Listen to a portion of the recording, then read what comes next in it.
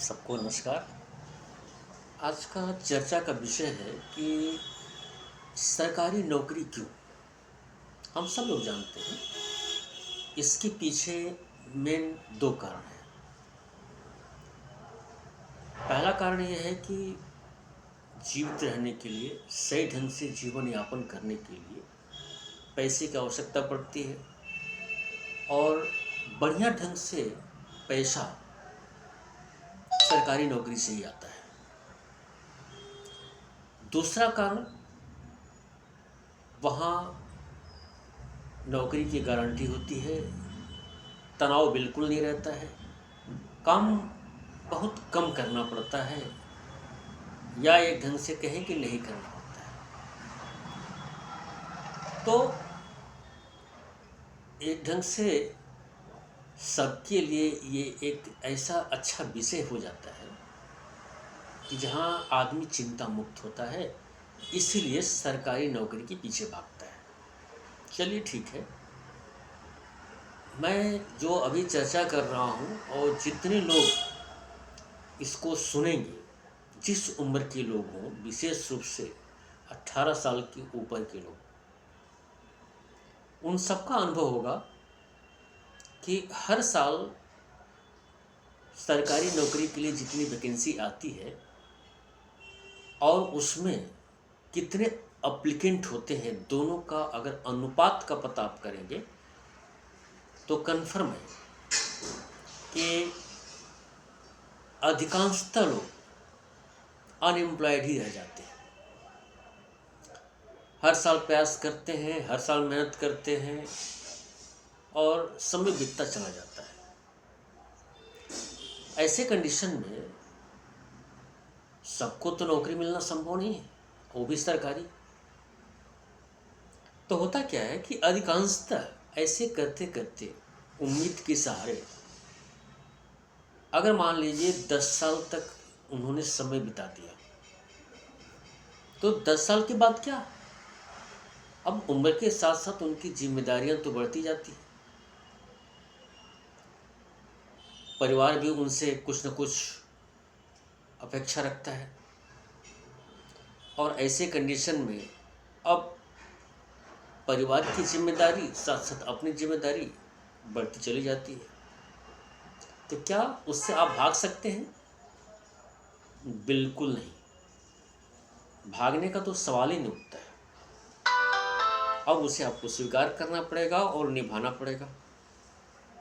जिनके सहारे 10 साल तक आप तैयारी किए, 10 साल तक आप जीवन यापन किए, वो भी तो अब बुजुर्ग होंगे और उनकी भी तो क्षमता अब कम होगी। तब सबकी जिम्मेदारी आप कैसे निभा पाएंगे? क्या आपने कभी सोचा? नहीं।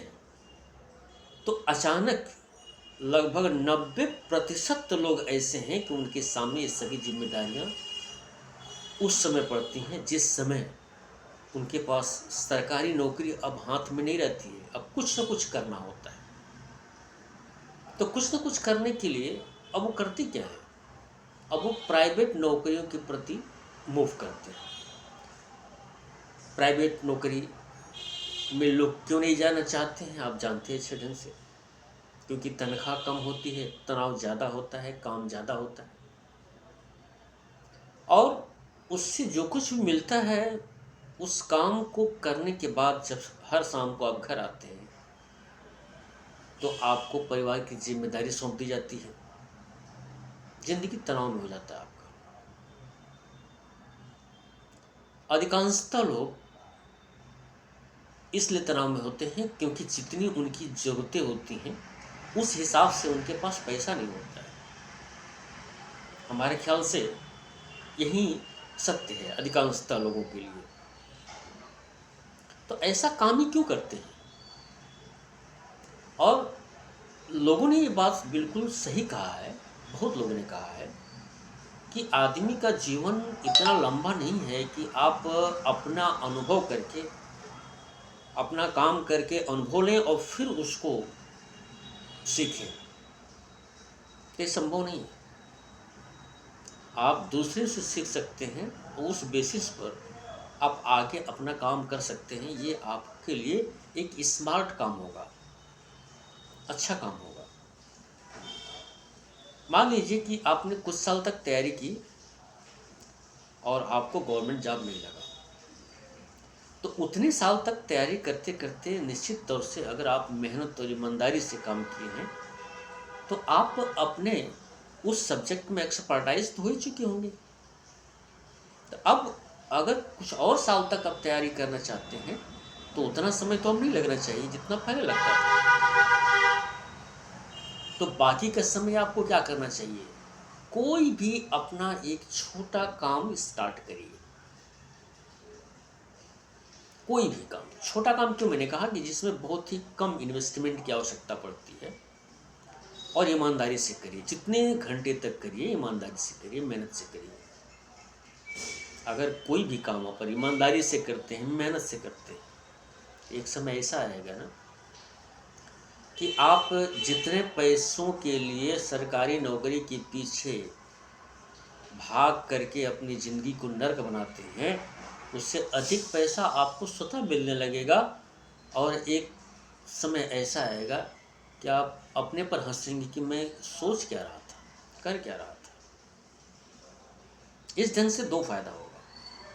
पहला फ़ायदा ये होगा कि आप एक ऐसा बिजनेस खड़ा करेंगे जिसमें आपके पीछे की पीढ़ियों के लिए भी पैसे के लिए चिंता करने की आवश्यकता नहीं पड़ेगी कि सरकारी नौकरी नहीं मिला तो हम जिंदा कैसे रहेंगे। और दूसरा कि आप स्वतः आर्थिक रूप से मजबूत होंगे, आपका परिवार भी मजबूत होगा और देश भी मजबूत होगा। अधिकांशतः डेवलप्ड कंट्रीज में यही काम होता है और किसी को चिंता का विषय नहीं रहेगा। इसलिए मेरा जो विचार है, मेरा जो अनुभव है, इस बेसिस पर आज के नहीं, हर समय के युवकों के लिए ये एक बहुत बड़ा सबक है और एक बहुत बड़ा एक ढंग से शिक्षा भी होगा कि आप समय को बर्बाद किए बगैर कुछ काम